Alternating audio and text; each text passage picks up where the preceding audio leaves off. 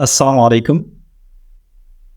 দেশের যে বিশাল আন্দোলন হয়ে গেল, এর মূল মন্ত্রই ছিল যারা নিজেদের ন্যায্য অধিকার থেকে বঞ্চিত, তাদের অধিকার যেন পুনরায় প্রতিষ্ঠিত হয়।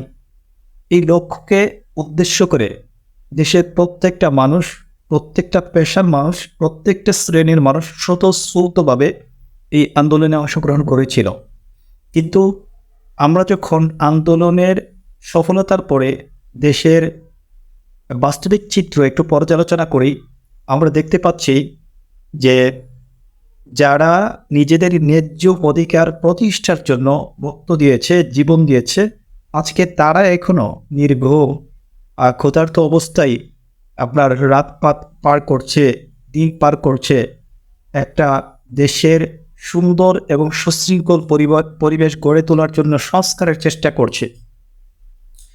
তারা এই আন্দোলন সফলতার পূর্বে তাদের শরীর থেকে রক্ত দিয়েছে, তাদের প্রাণ ত্যাগ করেছে। এই দেশের যে প্রত্যেকটা নাগরিক তার যৌক্তিক এবং ন্যায্য অধিকার থেকে যেন বঞ্চিত না হয়, এবং যেই লক্ষ্য উদ্দেশ্যে তারাই আন্দোলন করেছিল, এই লক্ষ্য উদ্দেশ্যকে দেশের রাষ্ট্রীয় প্রতিষ্ঠানে রূপ দেওয়ার জন্য তারা সর্বাত্মক প্রচেষ্টা করছে। কিন্তু অপরদিকে আমরা যখন যারা বিভিন্ন আন্দোলন করছে, সরকারের কাছে বিভিন্ন ধরনের দাবি দাবা উত্থাপন করছে, তাদের দিকে লক্ষ্য করি, তাহলে আমরা দেখতে পাই এরা ছিল একদিকে 17 বছরের স্বৈরাচারী সরকারের দূষণ।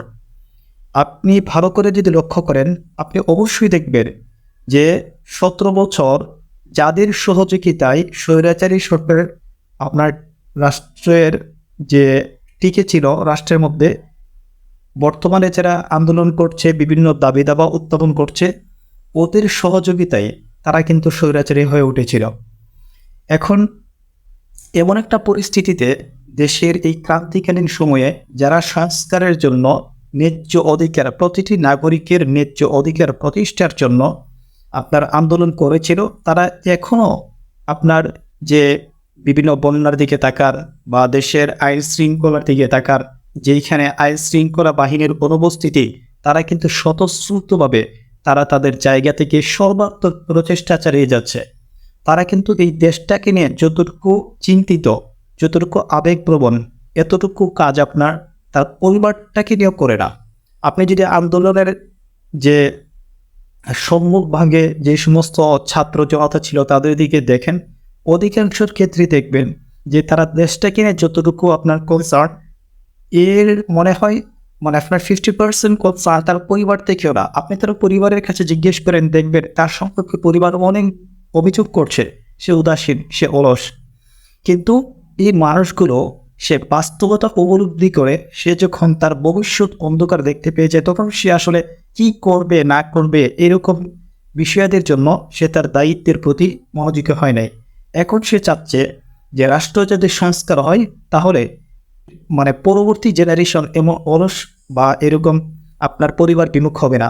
এই জন্য ন্যায্য অধিকার এবং যৌক্তিক অধিকার প্রতিষ্ঠার জন্য সংস্কার করে যাচ্ছে। আর অপরদিকে আনসার নামক ক্যান্সার বাহিনীরা বা স্বৈরাচারী সরকারের দূষররা প্রতিটি জায়গা থেকে তারা নানা ধরনের যে দেশকে বিশৃঙ্খলা করার জন্য, দেশের যে আপনার সুন্দর কাঠামো নষ্ট করার জন্য, দেশের এই যে স্বাধীনতাকে প্রশ্নবিদ্ধ করার জন্য, তাদের যে ভারতের দাদাদের কাছে নিজেকে যে ফোকাসে রাখার জন্য এরা নানা ধরনের কর্মসূচি দিয়ে যাচ্ছে। এখন আমার এই ভিডিওর উদ্দেশ্য হচ্ছে যে আপনারা যাদেরকে চিনেন, যেই এরিয়া থেকে আপনি আনসার বলেন, আপনার পল্লী বিদ্যুৎ বলেন, তারপরে হচ্ছে আপনার সিকিউরিটি গার্ড বলেন, যারা কিন্তু এই আন্দোলনগুলো এখন করতে চাচ্ছে, সবাই কিন্তু স্বৈরাচারের দূষণ। আপনি তাদের বিগত 17 বছরের ইতিহাসটুকু দেখে আসেন। সুতরাং তাদেরকে আপনারা তালিকাভুক্ত করেন এবং তাদেরকে যে আপনার যেই সমস্ত অপরাধগুলো আগে করেছে এবং এখনও যেহেতু তারা রাষ্ট্রের কাঠামো নষ্ট করার জন্য বিশৃঙ্খলা তৈরি করার সর্বাত্মক চেষ্টা করছে, তাদেরকে আপনার সামাজিকভাবে বয়কট করুন এবং তাদেরকে রাষ্ট্রীয় যে আপনার আইনানুগ ব্যবস্থার মাধ্যমে তাদের বিচারের ব্যবস্থা করুন। সবাই ভিডিওটি দেখবেন এবং শেয়ার করে দেবেন। আসসালামু আলাইকুম ওয়া রাহমাতুল্লাহ।